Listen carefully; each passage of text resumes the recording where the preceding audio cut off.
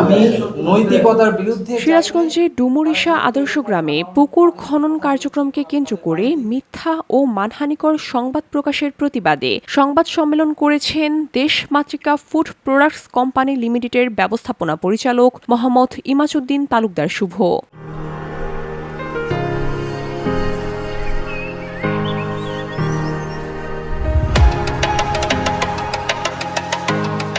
সিরাজগঞ্জ কোম্পানির হলরুমে আয়োজিত সংবাদ সম্মেলনে লিখিত বক্তব্যে তিনি অভিযোগ করেন লিটন, ইয়াসিন ও জাহিদ নামের কয়েকজন ব্যক্তি উদ্দেশ্য প্রণোদিতভাবে তার বিরুদ্ধে মিথ্যা অপপ্রচার চালাচ্ছেন।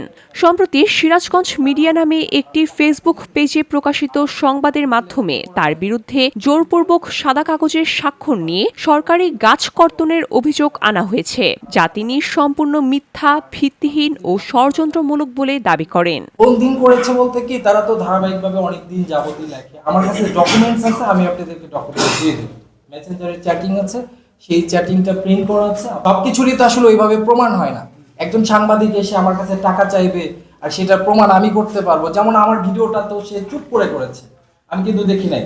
মূল ঘটনাটা হচ্ছে ওইখানে কিছু ছেলে পেলে দুই পক্ষ মারামারি করেছে, আমাকে এক পক্ষ ডেকে নিয়েছে, আমি মারামারিটা সমাধান করার জন্য ওইখানে উপস্থিত হয়েছি। মাটি কাটার সাথে পুকুর খননের সাথে আমার কোনো সম্পৃক্ততা নেই। তিনি আরো বলেন, তার ব্যক্তিগত ছবি বিকৃতভাবে এআই দিয়ে উপস্থাপন করে সামাজিক যোগাযোগ মাধ্যমে প্রচার চালানো হচ্ছে, যা তার ব্যক্তি সম্মান ও প্রতিষ্ঠানের সুনাম ক্ষুণ্ণের অপচেষ্টা। একটি কুচক্রী মহল চাঁদা দাবি করার পর ব্যর্থ হয়ে এই ধরনের অপপ্রচার চালাচ্ছে বলেও অভিযোগ করেন তিনি। আমি একজন ব্যবসায়ী, আমি সিরাজগঞ্জে 20 বছর যাবত ব্যবসা করি। এই 20 বছর যাবত ব্যবসা করতে এসে অনেক প্রশ্নের, অনেক কিছুর মধ্যেই হয়েছে, ঝামেলার মধ্যে পড়েছে। বাট হঠাৎ করে এরকম এসে যদি একজন বলে যে দেন, টাকা দেন, আমি তো জাস্ট ব্যবসায়ী, খুব যে বড় ব্যবসায়ী তাও না, ক্ষুদ্র ব্যবসায়ী।